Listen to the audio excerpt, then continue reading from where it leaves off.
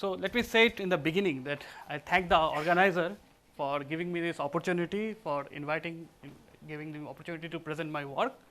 So, this is a work with two of my collaborators, Aaron Wall, who is in IS, and Srijit Bhattacharya, who is a postdoc at IIT Gandhinagar.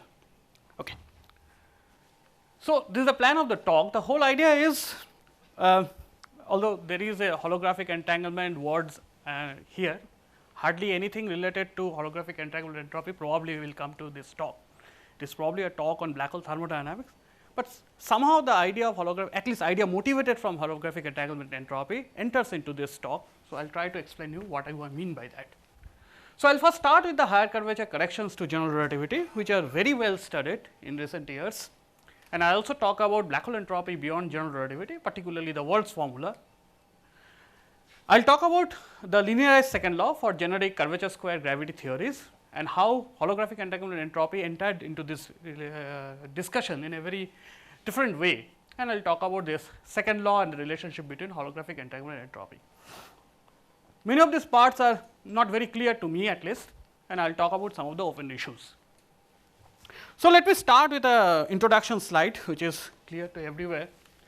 So, this is the action of general relativity, and we all know this is a non-reversible action, at least perturbatively it is non-reversible, and therefore may make sense as an effective theory with some dimensions parameter g into energy of probe to the power dimension to the power d minus 2. So, in any effective field theory you can think of like adding higher dimensional operators. So, you actually do not need string theory to justify higher curvature terms, but there is one justification we can do. For example, there is a concrete calculations of cancellation of Weil anomaly in one loop to obey the, so Weil anomaly in the worldsheet leads to the bulk Einstein's equations, and if you go to the higher order you introduce higher curvature term, also very specific higher curvature term. That is a specific example where from the quantum gravity theory you can obtain higher curvature terms.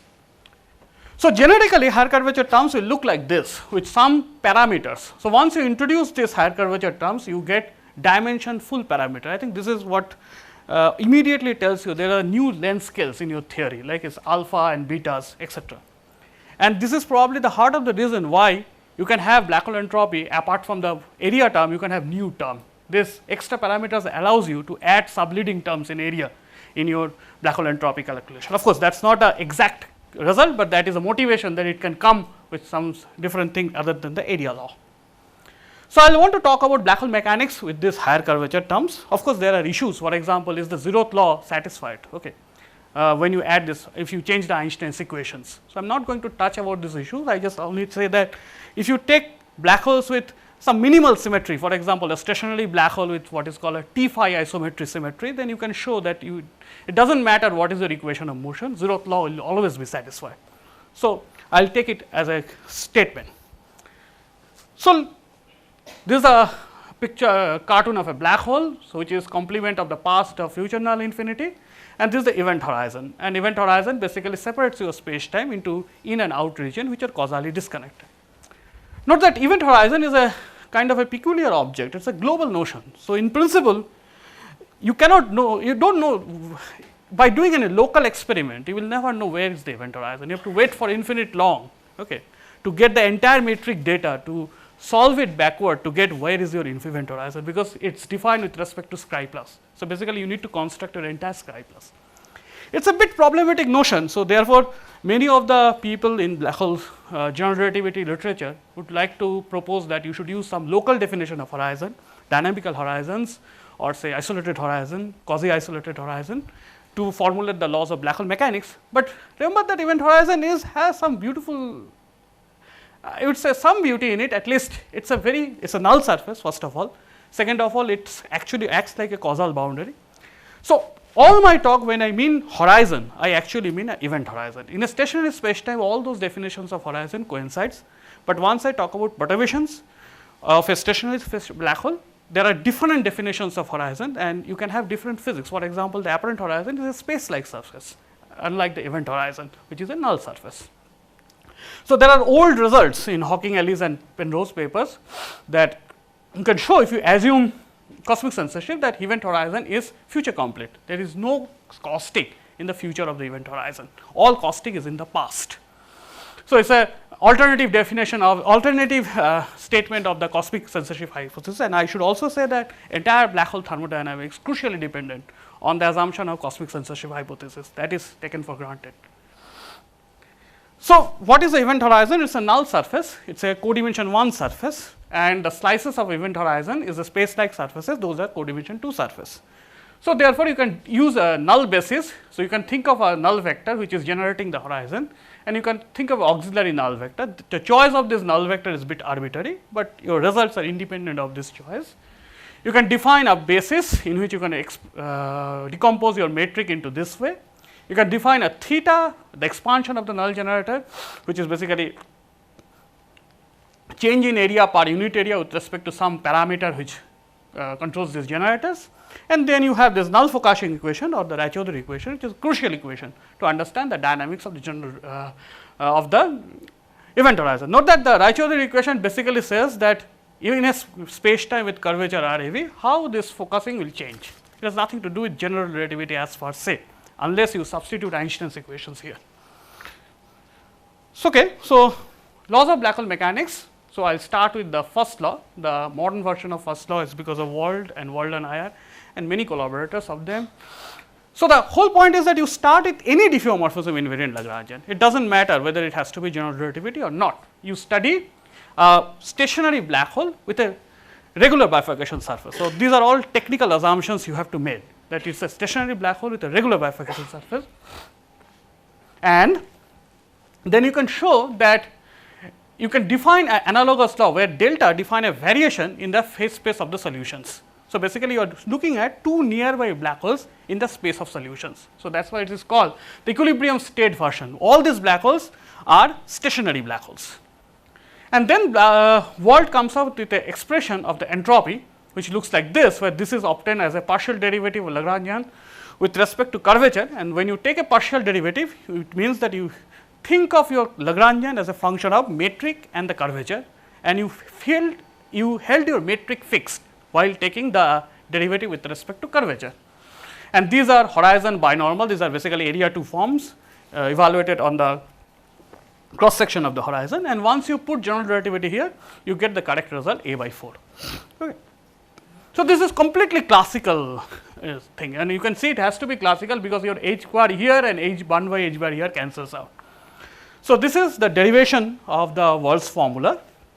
So, whenever I say Wald entropy, I define that as the formula obtained from this expression, that is the definition. Okay. And in general, as I said, that entropy is no longer proportional to area once you add higher curvature correction terms. These are well known results in the literature.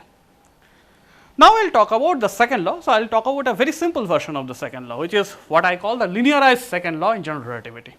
So, what you do is that you take your Raychaudhuri equation and you assume all your perturbations are small with respect to say some scale in the background scale, maybe the background mass or background surface gravity, and you can ignore this theta square and sigma square terms. Okay, you only keep the linear term. You do not need to do it in general relativity, but for the going beyond general relativity, I would like to introduce this linearized version of the Raychaudhuri equation. So, this looks like this with a crucial minus sign here, and you add your Einstein's equation. So, I have somehow forgotten about this 8 pi, or you can take pi equal to 1 by 8, then you get this equality.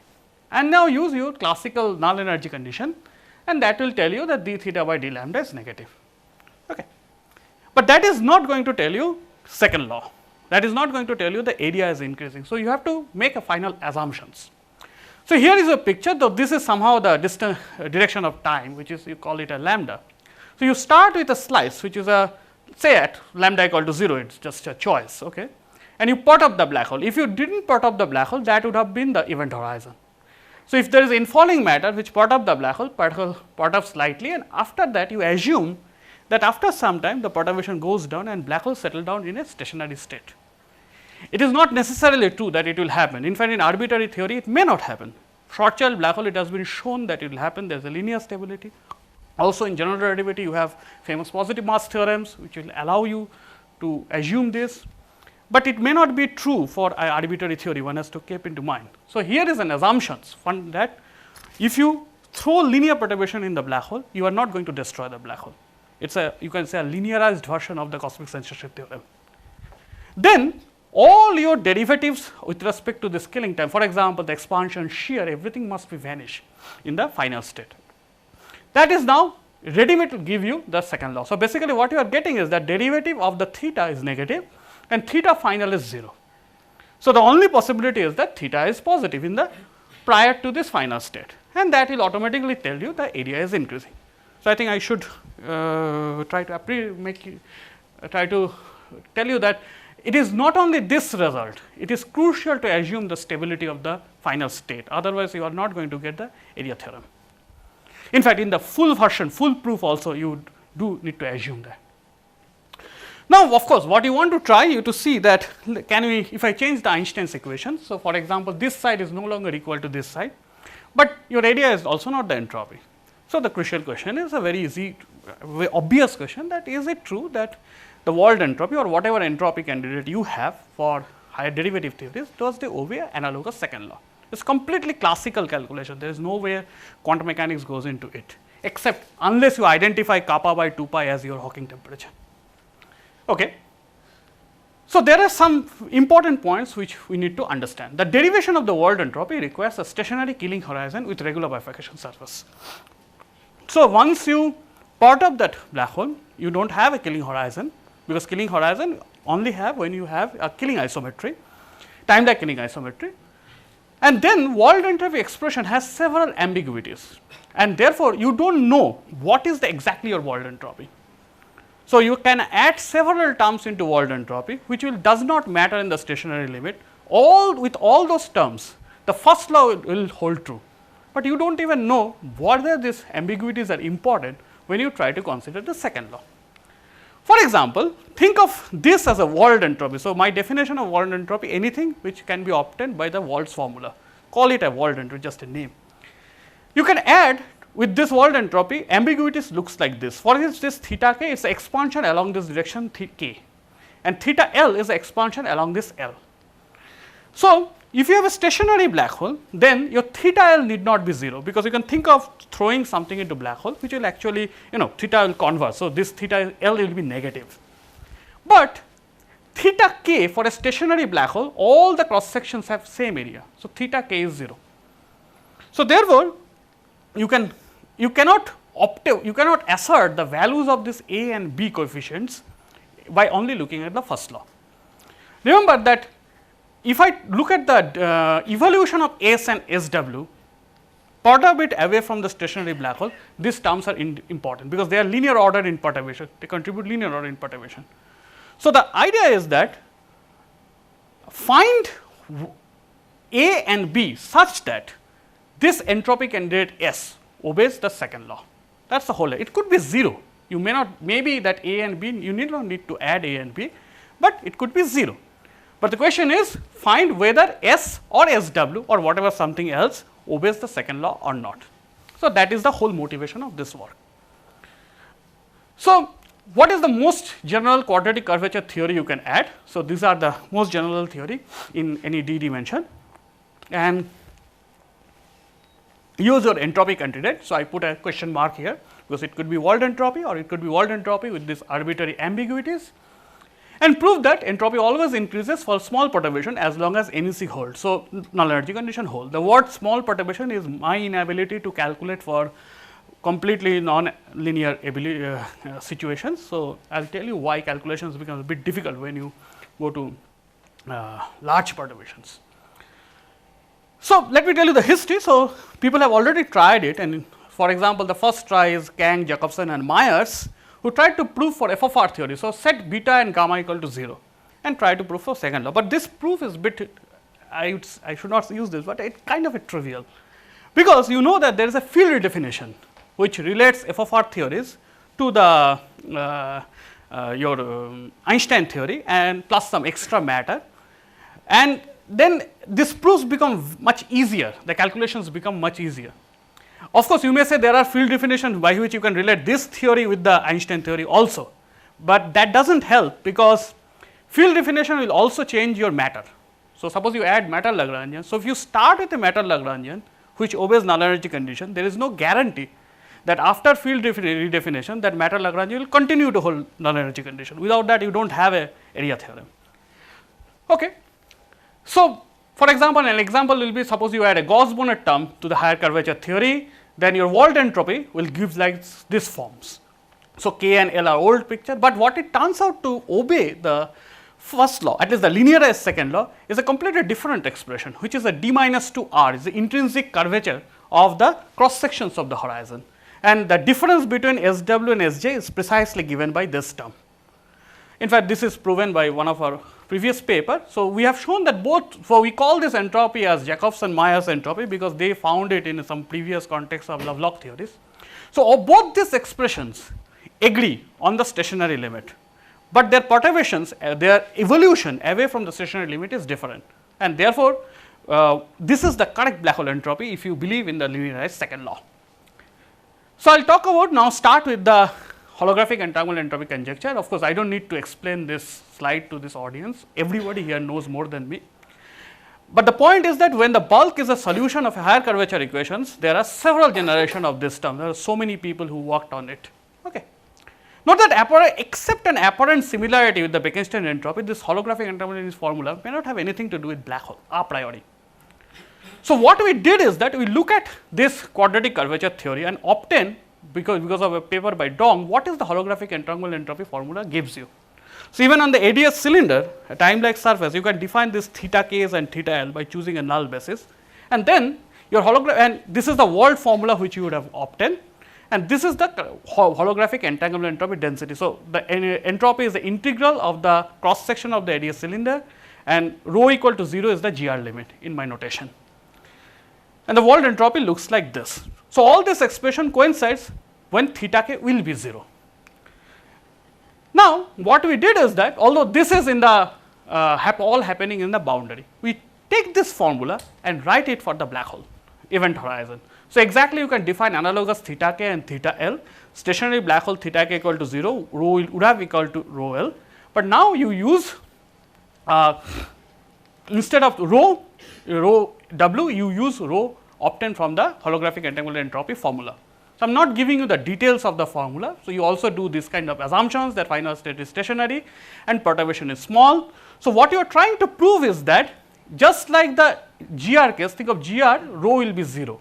So, you can define something like a generalized expansion. When rho is 0, it reduces to ordinary expansion, otherwise it is a change in area per unit area. Of course, final value of the capital theta f is 0. What you want to prove is d theta by dt, the change in theta to be negative, exactly like in general relativity.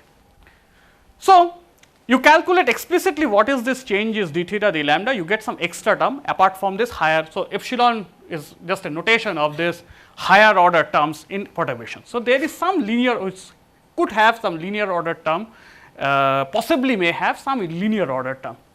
Now, the correct choice, so you choose your rho such that all the linear order terms in this expression cancels each other, it becomes higher order term and you can neglect it. So, you used, so simplify the calculation, you use a Vaidya kind of solution, because we need a non-stationary solution. Of course, there is no exact Vaidya solution for this theory.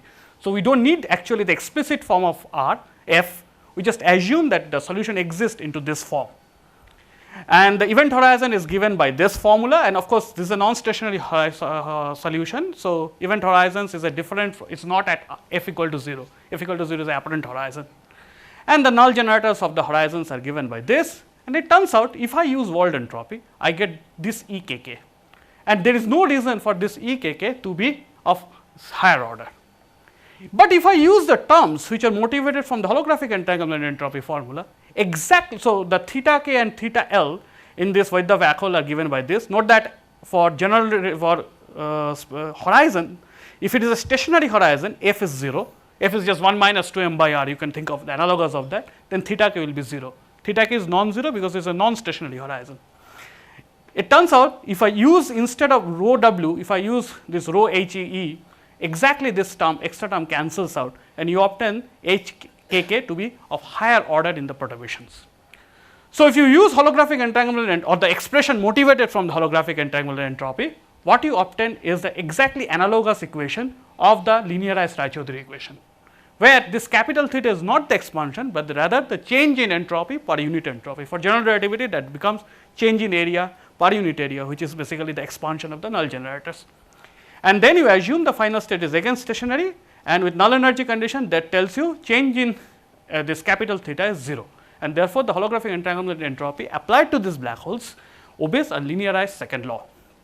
And you can generalize this result to a semi-classical second law, including quantum fluctuations, but I am not going to talk about that. This is in another paper by me, Sijit and Waller. The question is, can you include the nonlinear perturbations? Can you include this higher order term, and just like general relativity, show that these higher order terms also obeys including this higher order perturbation also you can have analogous to the area theorem that will completely fix the problem. So, so this is the analogous equation. So, this capital theta in general relativity becomes small theta. So, general relativity I already know what are these higher order terms, and note that this precise signs. So, this precise signs tells me even if I do not ignore them, the sign d theta d lambda still never negative.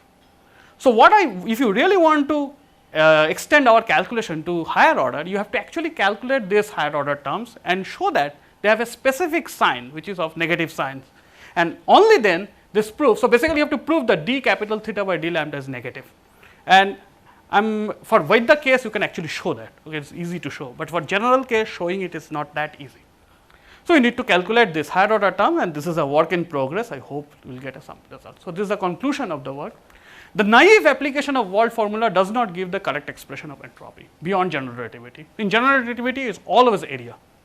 Except for simple f of r derivative, the validity of second law requires corrections to the Wald entropy in the dynamical regime. So, at least we can correct what should be the ambiguities of the Wald entropy up to second order in say extrinsic curvatures. For a general quadratic curvature theory, this corrections extraordinarily matches exactly with what the corrections of will be the holographic entanglement entropy. Why it is so? I do not know. It seems somehow the holographic principles already contains the validity of the basic laws of black hole thermodynamics. How? As if now I leave this question to you guys who are more competent on this. Thank you.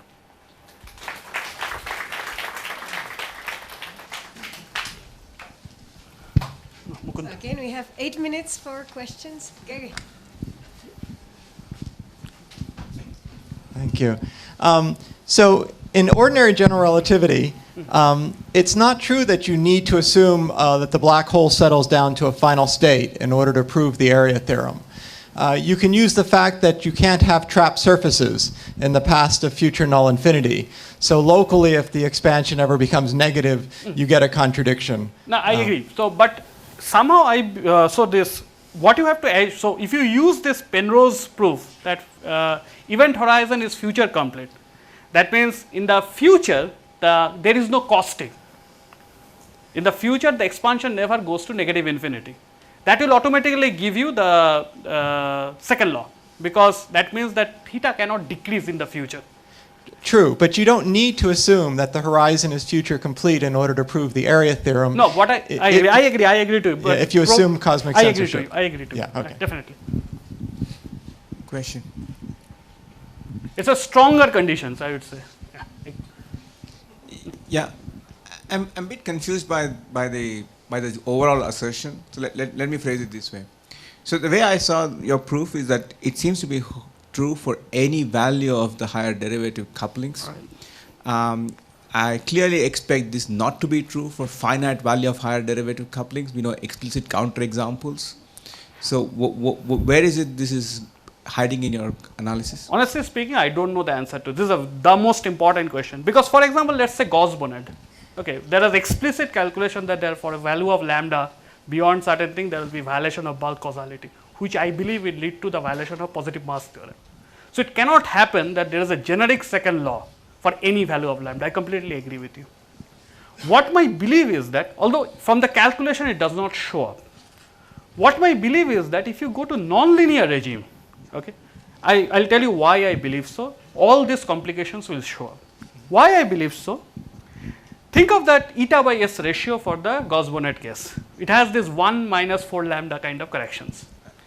The eta by s in here, if I go look at, it will come somewhere terms like theta square and sigma square will bring this coefficient theta by s. My belief is that that point which you are raising will come up show here, but that will be a very nice thing if it comes.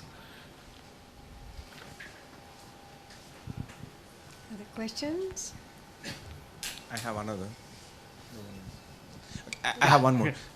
So the other question I had is that you showed this in the context of Vaidya solutions, but however, it's already known for Lovelock theories that, that there is, if you want to define a notion of an event horizon, you have to define it because different graviton modes propagate with different speeds. Definitely. You need to define it for a characteristic surface. Definitely. So is it sufficient from your point of view to look for spherically symmetric modes, or do you expect there's a problem if you look for non-spherically symmetric modes? So for the Lovelock case, if you look at this paper which I mentioned, where did I mention? Yeah, so Lovelock case, this is also linearized second law. That is, does not assume any spherical symmetry or anything. It's as clear proof as possible. Again, the point is that when you consider gravitons, so when gravitons perturb the horizon, it is the sigma square terms. Again, the higher order term. In fact, this is actually a problem because if you have graviton and photon horizon different, then which one is the causal horizon? The one inside. But there is no guarantee that these two horizons will not cross each other. Then how do you define it is an open problem. So a very naive question. Is anything known about sort of the quasi-local horizons, the non-event apparent horizons in these higher derivative theories? So I think there is a formulation of the laws of black hole, at least general relativity is a clear formulation by Astekar and his collaborators. That is what I know. But I don't think there will be any problem to extend the world formalism to, say for example, phase-phase formalism to quasi-local horizon. I think that already exists. I am not sure, but probably I have seen it papers which talks about it. There is an area theorem? No, I am talking about only the first law. The second law is not being there. Any other questions? Jyotinmay. Oh, yeah.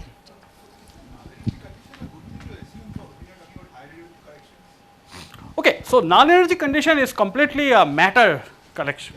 So matter, so it's choice of use. If you choose a good matter, it will obey null energy condition. So for example, I could have made a fraud and I could have said that instead of null energy condition, I assume that whatever in the other side of RAB, KA, KB is positive. But that's a wrong thing to assume because those are metric dependent, right? So TAB, KA, KB you can even define as a local frame. So it's a completely matter, it should come from the quantum field theory. So I think it's reasonable to assume as long as you are in the classical regime. Of course, if you go quantum regime, null energy condition will be violated, like Hawking's temperature calculations will definitely violate this. So I think it's reasonable for classical matters. Any final question? Ashok? Yes, Ashok. Yeah, so I mean, this is a follow up on this question that suppose you have matter which satisfies null energy condition and you now make a field redefinition. Is it guaranteed that it will continue to satisfy null energy condition? No, provided unless if it is a, say for example, if you write, so let's take a f of r gravity. So once you make a field redefinition, all this f of r, f prime of r, all those terms will come in front of your matter Lagrangian, the redefined Lagrangian. For f of r gravity, what happens is that if you make a simple assumption that f prime r is positive, that is enough to show that the transformed or field redefined energy momentum tensor continues to obey the null energy condition. For any other theory, that doesn't happen. I think that doesn't happen because of presence of ghost in this generic curvature theories. And therefore, because f prime r greater than 0 also ensure there is the ghost pole. Yeah. So in general, the null energy condition is not a good thing to use, right? Because you could change that by field redefinition. Yes, I agree to that point. Yes, agreed. But I agree. All right, so I think it's time to move on. So let's thank Sudeep again. Thank you.